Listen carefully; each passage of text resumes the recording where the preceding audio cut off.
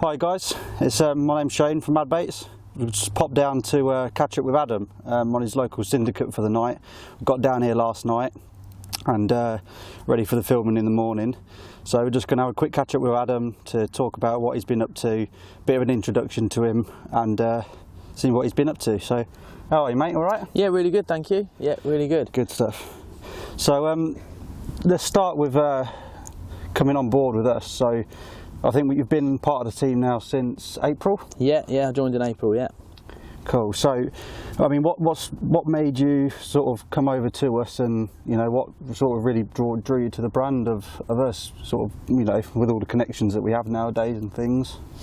Well, I was with a company I wasn't happy with at the time, and I've known about Mark's colourful reputation, shall we say, for a little while. I've seen him at the shows and things, had a chat with him, but I didn't really know him, and I didn't really know him as a person, if you like, and sort of what he was all about.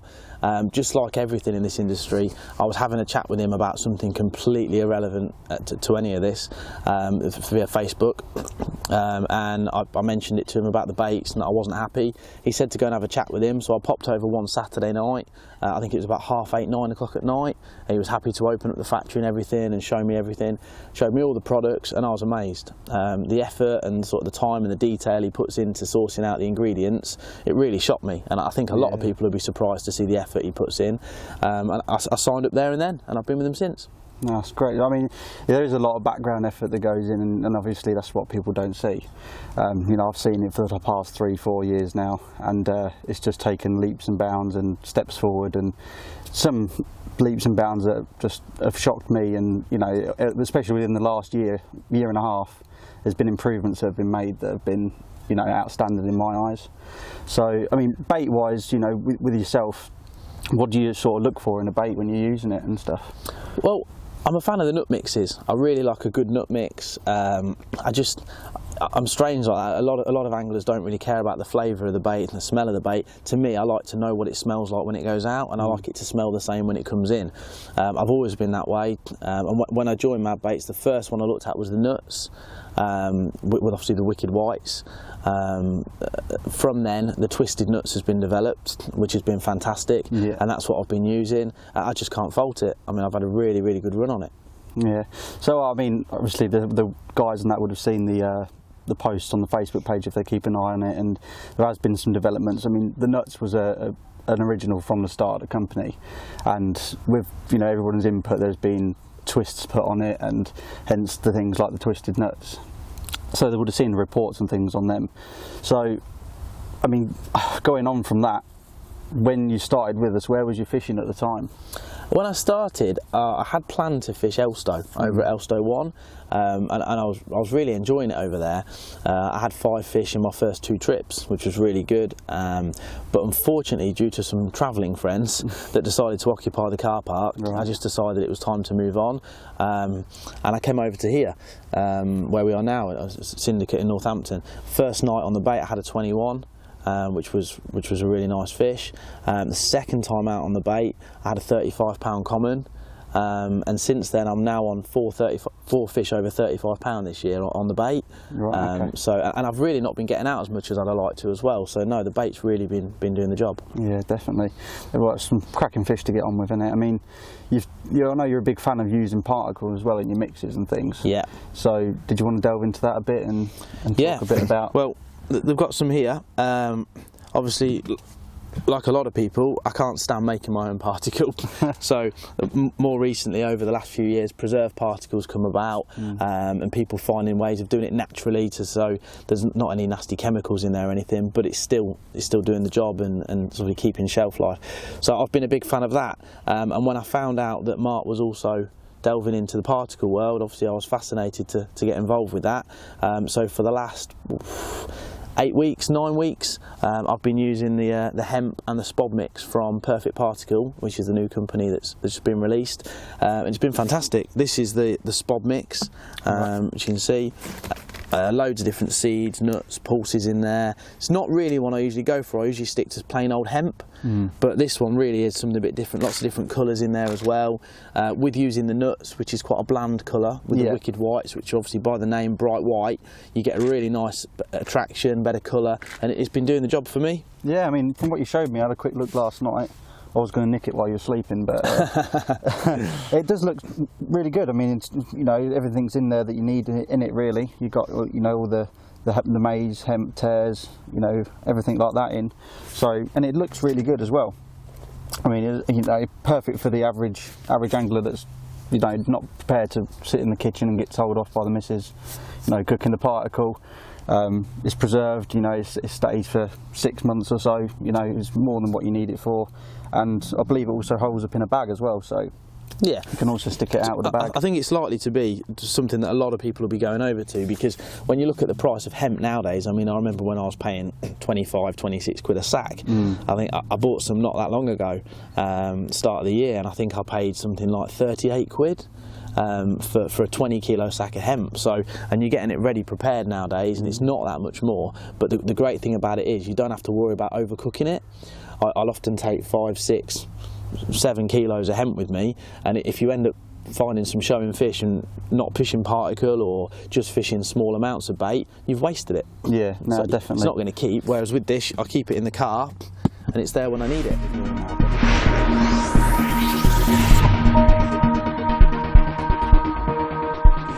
So, Adam, we've obviously chosen this venue for a reason to come down and film. Do you want to tell us a bit about when you first started on here, you know, a bit about the lake? I'm going to prod you and poke you a bit here. Yeah. I know it's quite a bit of an exclusive syndicate and things, and, you know, there's a few special fish and things in here, so yeah. What can you tell us, mate? Obviously I'm a bit limited because some of the members will kill me, literally. So yeah, it's a really nice lake. We're in the Nen Valley.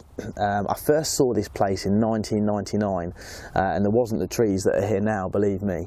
I was, Christ, back then I wasn't driving, so my mum used to drop me off, leave me for a couple of days, and I had them out of here then to 26, which was the late record. I left it alone, went back because I was originally from Leicester, so it's a long way over here then. Didn't bother with the place at all, didn't think about the place. I moved to Kettering in 2005, 2006. Suddenly remembered that the lake was here, had a little walk down, had a look, and I noticed that the fish in here are up to 36, as you've seen. Yes, yeah, we'll slip it in a bit later, but Adam had a bit of a result this morning, first light. He woke me up with the take, and next thing I look out the umbrella and he's in waders up to his waist in water playing a fish. So we've got a bit of footage for you a bit later on about that. So this place, then, mate, like, obviously you can't release too much about it, like you say, but what are, you know, is it quite a quiet syndicate? Is there a lot of fish to go out? You know, what we're talking sort of target wise in your head for what you want out of here? There's probably about 15 over 35, depending on the right time of year, whichever time of year it is, and as I say, a few of them have sadly passed on, so I've probably got about 3 to catch, 3 or 4 to catch that I want to catch now. Obviously other fish are growing and coming through. There's 5 or 6 mirrors that are absolutely stunning. They don't come out very often, and when they do come out, it's maybe once a year, right, maybe every 2 years. So you can't really sit around for those for that long, as there's so many lakes out there to fish. Yeah, you've got to get caught and get gone. I'm not one of these that likes to sit on a lake and keep getting repeat captures. No. I like to move on when I've caught them. No, definitely. I mean, well, when you've caught a few of them and you know you're ticking them off the list, when there's, you know, you're getting down to maybe 1 or 2 that you want out there, you've got to maybe sort of start questioning. Yeah. Do you want to sit through the repeats and wait for those 2, or are you going to go on to new pastures and you know, go for other targets? There's one of them we were talking about last night, a fish that is called Patch, that we believe could be dead. It's not been out for a year, and that comes out 2 or 3 times a year. So again, and that's one of my 3. So I'm not going to sit around for that fish. Definitely not. But we'll see. You never know. It could happen any minute. Yeah. The rods are out.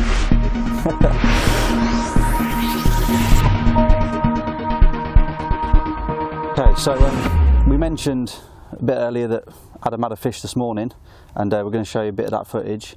So before we do that, tell us a bit about the session, mate. What's panned out this session? I know we turned up late last night.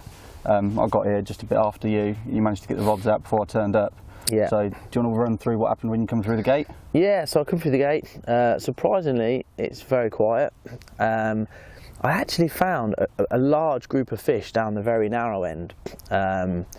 That probably 30 odd fish, and the past few weeks I've found groups like that, and I've known they're there, put it that way, and the anglers on them haven't caught. So it seems there's a group of fish that are sort of milling around that aren't feeding as much. Yet I've been doing very well out here in open water. So I was umming and ahhing whether to go where the fish were or where I knew knew my spots were, and sort of my head was telling me to go where the fish were, my heart was telling me to go in here. So I completely ignored the fish, which is a rarity for me. Came up here, put the rods out to a spot at about 85 yards, 2 rods tight to a baited area with 5 kilos of perfect particle hemp and spod mix, a kilo of mad baits nuts, and probably about half a kilo wicked whites as well. And then I cast just a random single hook bait 15 yards to the right of the spot, so I've got 2 rods right on the money, literally 2 foot apart at range, and then one's 10 or 15 yards to the right. Then got dark, didn't see that many fish, couple of fish out sort of down the narrow end still. I did go down there and have a little marker about where the fish were, just in case they fancied moving for me. And obviously after you turned up, we saw a couple of shows in the night, didn't we? And then this morning, 6 o'clock, the left rod, which was the one right on top of the particle, let rip.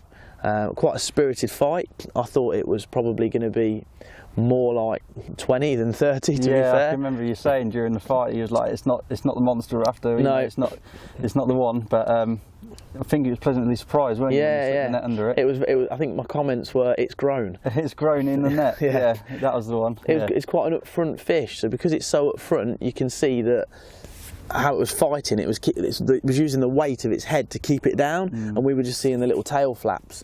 But yeah, went in the net. Not one I've had before, I don't believe. So 36.11. Yeah. Absolutely over the moon with it. Over the moon. Certainly to get it on film as well with you here was brilliant. Yeah. Well, the pressures of filming and things. We weren't really here to get, you know, a take or a run or anything on camera, or even a fish for that matter. It was about coming and having to catch up with you. It doesn't take the pressure off though, does it? No, it doesn't take the pressure off. But I mean, it happened and it's made it all worthwhile. I know we've been trying to get this filming done for a few weeks and things now. You know, things have got in between stopping us doing it and stuff. But just made it all the sweeter with it grabbing that on camera. Definitely. And getting it on film. So on that note, we'll take a quick look. Here we go, mate. So we got here last night, just on dark. Got the rods out to an area 80 yards out to the middle. Nice bed of mad baits nuts with the wicked whites over the top. First thing this morning, 6 o'clock, off she goes. 36 pound 11 ounces with beautiful common carp. Just look at that. Oh, show you the other side. It's doing its acrobats. Oh. Been using the hemp for a while from Perfect Particle. This one's over the spod mix. Good help in the spod mix over there as well. Plenty of little nuts and seeds in there. Bit of hemp as well. And those wicked whites stand out really, really well. Let's get it back.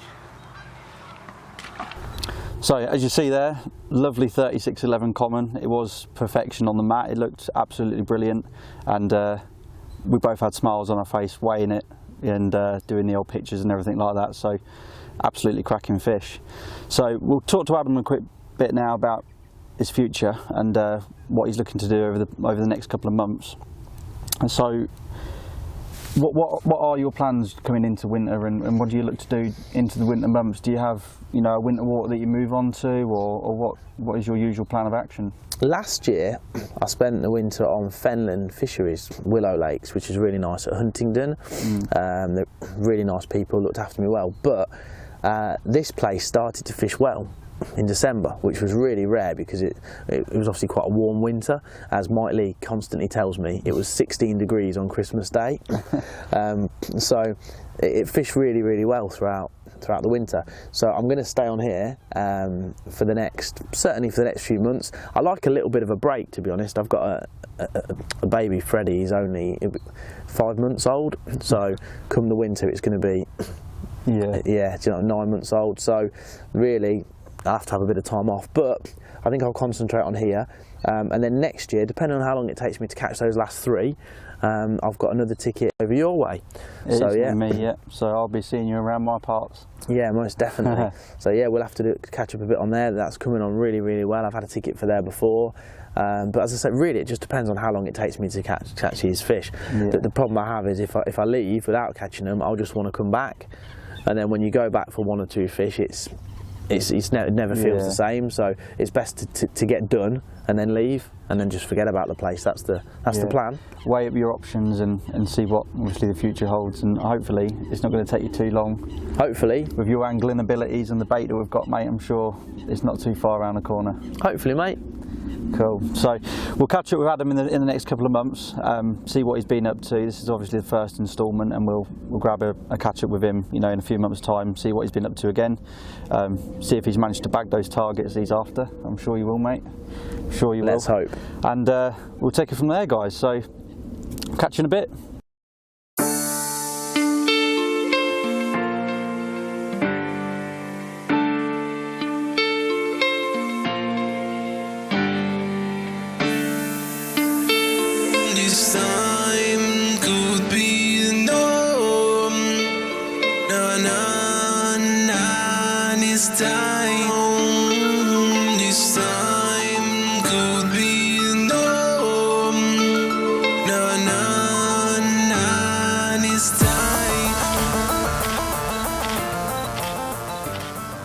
Okay, so we spoke about this one yesterday. Target we were looking at by the name of Pat. We rewarded with it this morning. 42.14. New UK PB for me. Once again, mad baits, nuts with wicked whites, perfect particle, hemp seed, and the spod mix doing the job. With some atomic end tackle as always. Let's get her back.